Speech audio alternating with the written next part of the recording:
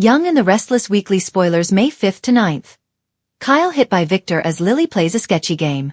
Young and the Restless weekly spoilers for May 5th to May 9th have Victor Newman, Eric Braeden, attacking Kyle Abbott, Michael Mealer, plus, Lily Winters, Crystal Khalil, is taking a risk that her family probably won't like. Young and the Restless spoilers Monday, May 5th. Damien and Lily bond over loss.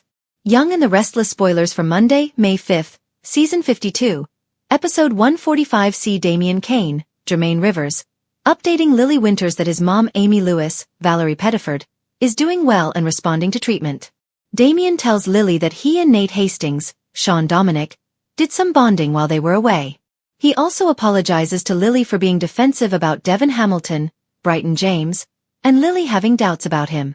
Lily talks to him about Dumas, and asks Damien to set up a meeting with her and his boss. Damien agrees to try, but he warns her that he's not optimistic. They also do some bonding and talking because they've both lost their dad. Lily takes Damien down into the jazz lounge to show him a picture of Neil Winters, Christophe St. John. I love hearing about Neil. I know you guys do too. Lily advises Damien that although he lost his dad, he's lucky his mom's back in his life. He should let more people in so he won't be so alone and won't have to go through these things alone. Nate and Audra's Vibrante venture and Victor Newman's funding. Nate, meanwhile, reports to Audra Charles, Zuleika Silver, that Amy's treatment is going really well. Audra says while he was gone, she was busy working on her new company, Vibrante, I think is what she's calling it. While Nate was gone out of town, she's got all these exciting ideas, but she does have to admit that Victor hasn't yet done the funding. Of course, Nate thinks Victor is scamming her. He reminds her the guy can't be trusted. Audra's got to change the subject. Nate and Damien, he tells her, did some bro bonding while they were away. He's happy to report that he and Amy are working on softening up Damien and have him opening up more to the idea of family. Victor keeps calling Audra and she is missing those calls because she can't really talk to him while she's talking to Nate. Claire and Kyle's housing hunt and Victor's opposition on Y&R. Claire Grace Newman, Haley Aaron, tells Kyle she is very worried about her dad Cole. They have no diagnosis yet, but he's really sick. Kyle tells her Harrison Locks, Redding Munsell, upset because Summer Newman, Allison Lanier, left town. Kyle also says he told Summer about them moving in. Claire is still worried about Victor's reaction to it. Then, Kyle Abbott brings up that he was looking at some listings and then he suggests that they take Adam Newman, Mark Grossman, a old apartment. Claire's kind of annoyed that Kyle was doing real estate research without consulting her. So Claire gets an apology from Kyle, but he also thinks if Adam would sell to them, maybe Victor would be more accepting. I don't know why he thinks that, like if Adam's approval would matter to the mustache, Victor Newman. Claire relents because she sees that Adam's place has a lot of stuff around there that they would like, that Harrison would like. So, she agrees. It sounds good. Claire's going to try and set up the viewing. Kyle's excited because this would be a much faster path to them moving in together. Phyllis crashes Billy and Sally's Abbott-Com celebration. Billy Abbott, Jason Thompson, and Sally Spectra, Courtney Hope, are toasting her joining him at Abbott-Com. They have champagne and she's sharing her ideas. And then guess what? Phyllis Summers, Michelle Stafford, rolls up on them angry. She accuses them of celebrating her firing. Sally and Billy insist that's not true. Phyllis pours herself some of their champers and lays into Billy, telling him she's not going to go away easily. Phyllis insists that Billy is going to hire her back and he says, "No, this is for your own good. You need to go heal." Phyllis thinks Sally should have taken Chelsea Lawson Newman, Melissa Claire Egan's job with Summer instead of this.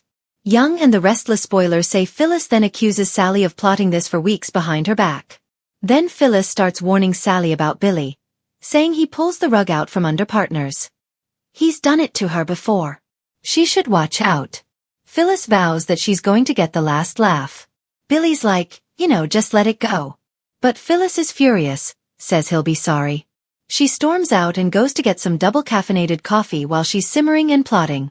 Young and the Restless spoilers Tuesday, May 6th. Family concerns and troubled waters. Tuesday, May 6th, Season 52, Episode 146. Y&R spoilers show Diane Jenkins, Susan Walters, has something to tell Jack Abbott, Peter Bergman. It may be about Billy hating the remodel of the Abbott mansion and saying it was better than it was. He's entitled to his feelings though. He didn't slam her decorating. She insisted that he give her the opinion. So, I feel like that's on her. Victoria Newman, Amelia Heinley, confides in Nick Newman, Joshua Morrow. She's worried because Cole is so sick. Tessa Porter, Kate Fairbanks, is troubled by the way Mariah Copeland, Cameron Grimes, is behaving. She seems to sense that Mariah is hiding something from her. Young and the Restless spoilers Wednesday, May 7th. Loyalty tests and shocking deals. Wednesday, May 7th, episode 147. Season 52 Young and Restless spoilers show Victor already challenging Chelsea's loyalty. She walks in the door at Newman Media and there's already a thing. It looks like Victor may want Newman Media to trash the Abbotts. Chelsea is not going to be down for this. She cares about Billy and was just working for Jack. She has no ill will towards them. Chelsea tells Adam that she feels like Victor's testing her. Also, Jack demands that Billy apologize to Diane.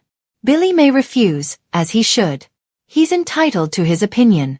Like I said, if Diane didn't want it, she shouldn't have asked for it, and she shouldn't, maybe she's not being salty. Maybe Jack's being salty on her behalf.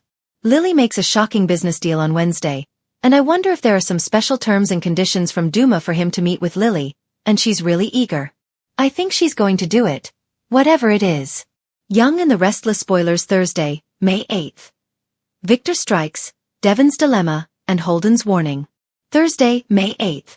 Episode 148 Season 52 spoilers for Young and Restless have Victor striking a nerve with Billy. Maybe he's poking him about hiring Sally to replace Phyllis. He may say Billy always betrays people. Kind of the same stuff that Phyllis was saying. Devon's in a tough position with his family and Holden Novak, Nathan Owens, has a warning for Damien and it may be about Holden just, not really feeling the job anymore. Maybe he wants to move on. Genoa Could be City something never else. Sleeps. And this week, chaos reigned supreme at every corner of town. While the air outside was crisp and calm, inside Newman Enterprises and Chancellor Winters, tension boiled hotter than ever. At the heart of it all? Kyle Abbott, whose arrogance caught up with him in the most brutal way possible, courtesy of Victor Newman himself, while Lily Winters set the stage for a dangerous game that could destroy her own company from within. Kyle's big gamble turns deadly wrong. Kyle Abbott had been playing with fire for weeks, challenging Victor's business decisions, inserting himself into Newman family affairs, and making risky moves behind the scenes to prove he could compete with the power players of Genoa City. But when Kyle went too far, Victor decided it was time for a harsh lesson in humility. It began with a heated boardroom showdown. Kyle, trying to secure an alliance between Jabot and Newman Media, had made a backdoor deal with an investor Victor had already blacklisted. "You don't make moves in my town without consulting me first," Victor growled, his tone cold and cutting. Kyle, puffed up with pride, didn't back down. "You don't own this town, Victor. You just scare people into pretending you do." The silence that followed was the kind of silence that makes the air feel heavy. Victor's eyes narrowed, and his jaw tightened. In that instant, the titan of business transformed into the ruthless man everyone feared. "You're walking a dangerous path, son," Victor said, voice low and dark. Later that evening, as Kyle left the Newman Tower, rain fell in sheets. His phone buzzed, a message from an anonymous source warning him, "You pushed too hard. Watch your back." Moments later, Kyle's car screeched at a downtown intersection. Out of nowhere, a black SUV came roaring down the street, slamming into Kyle's vehicle on the driver's side. The impact was devastating. Glass shattered, metal twisted, and Kyle's world went black. Paramedics arrived minutes later. "We've got a pulse," one shouted as they pulled him from the wreckage. But whispers spread quickly. The SUV's driver was gone before the police arrived, leaving no trace. By morning, half of Genoa City was buzzing with speculation. Was it an accident? Or a message from Victor Newman himself? Victor's cold fury. At Newman Ranch, Victor sipped his black coffee as Nikki stormed in with the morning paper. "Victor! Have you seen this?" she demanded, slamming it down. Kyle Abbott's photo was plastered across the front page under the headline, "Business Air in Critical Condition After Late-Night Crash." Victor barely flinched. "Maybe it'll teach him to respect boundaries," he muttered. Nikki's eyes widened. "Are you saying you had something to do with this?" "I didn't do anything," Victor said evenly. "But I warned him. He thought he could play games with grown men." He learned the hard way that the world doesn't work like that. But deep down, Nikki sensed something darker. Victor's timing, his silence, his refusal to deny the whispers. And when Adam later confronted him, Victor didn't help his case. You wanted to teach Kyle a lesson, didn't you? Adam pressed. You made a call. Maybe not to hurt him, but to scare him.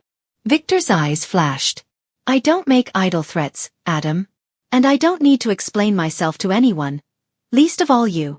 Adam smirked faintly. Then I guess we'll see how far you're willing to go to keep control of this family.